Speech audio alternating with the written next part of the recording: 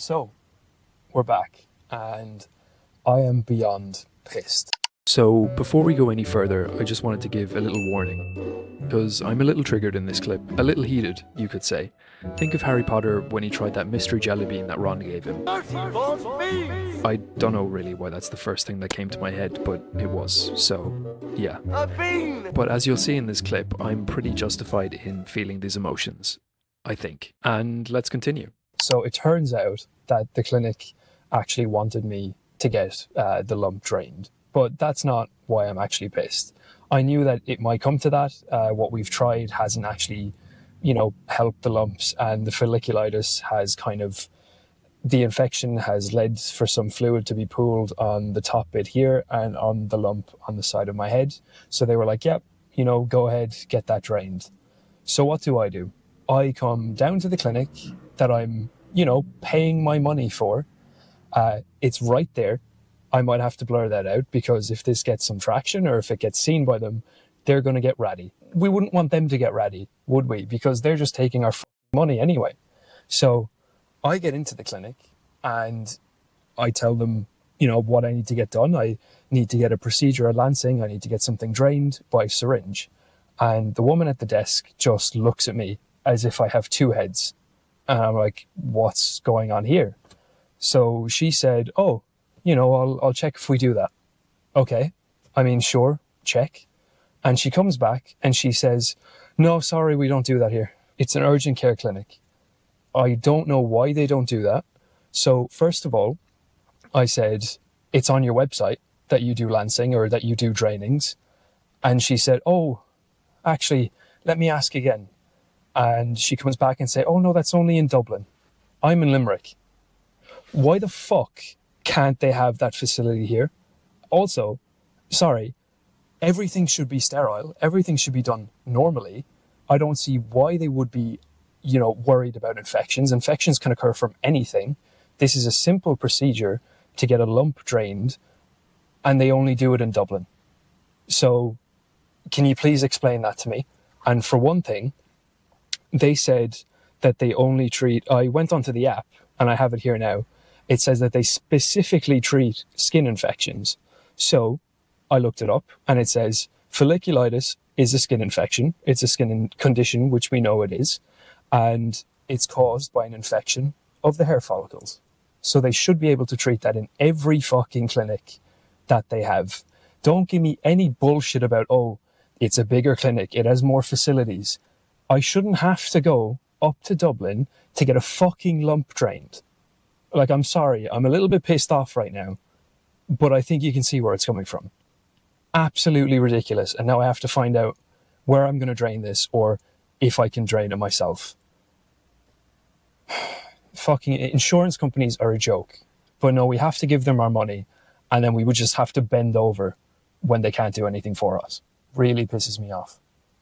So yeah, I was just a little teeny tiny bit peed off, but here's David from the present to explain a few things. So that clip that you just saw there was about 2 to 2.5 weeks ago.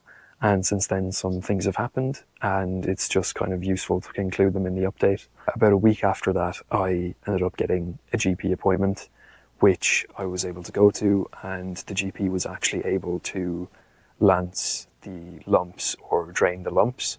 But what happened was when he tried to lance them with the syringe, he wasn't able really to get any fluid out. And he said that the lumps had kind of coagulated and hardened to the point that there was no more fluid in them.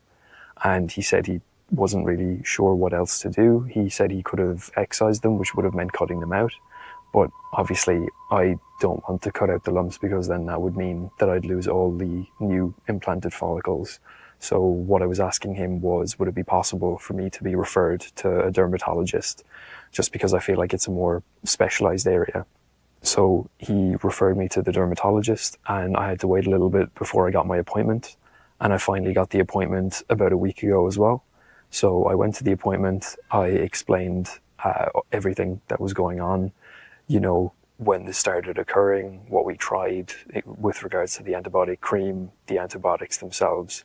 And the dermatologist recommended that I go on a further treatment of 3 months of antibiotics combined with a sort of a roll-on for the lumps and the severe affected areas, and then also a clinical shampoo. And that shampoo is actually used to sterilize surgical equipment before surgery. So that was a little bit weird. It actually smells like surgery too. So it's a very weird kind of thing, showering with that. But that's about the main thing, really. I've been doing that for not even a week now. So what I do is I try to use the shampoo about 2 to 3 times a week. It's kind of difficult to use. It's one of those shampoos that you can't really let touch any of your skin. You just have to let it touch the affected area. You can't let it get into your eyes, your mouth, or your ears, because it could cause permanent damage. So, and even at that, it's like a very liquidy shampoo. I know it sounds weird to say, but it's not viscous, and it doesn't lather really well. It's kind of like trying to lather water. I don't know if you have like really watery soaps when you're trying to wash your hands, but that's what it feels like, and it's really weird, and it can also make your scalp go very dry. So that's why you're only recommended to use it maybe 2 to 3 times a week. Then with the antibiotics, as I said, it's for 3 months. That's 1 a day. And then with that roll-on applicator that I mentioned, just for the severe lumps, that's twice a day. But that's really about it. That's all the update that I've had so far. I know this is a little bit of a shorter video, but I think it's like, apart from here, this is the 5-month update, and using it for the next 3 months, it's going to be from 5 months to 8 months.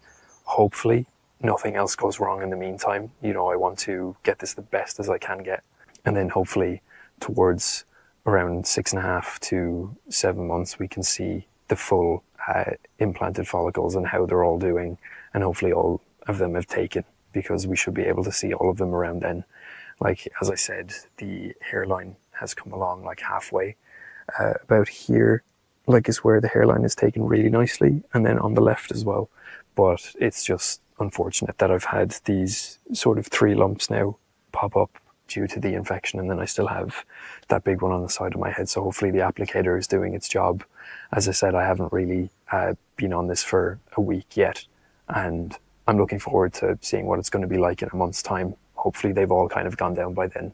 And as well, if you are enjoying the updates and if you are enjoying the story or even my other videos, feel free to subscribe, like the video, or even leave a comment. Like, as I said, if you're thinking about getting this done too, nothing is off the table. Like, ask me any questions. I will try my best to answer all the questions or concerns that you have. Or even if you know anyone going through this, send the video on to them and get them to ask me any questions that they have. But yeah, other than that, I'll catch up with you guys in the next month.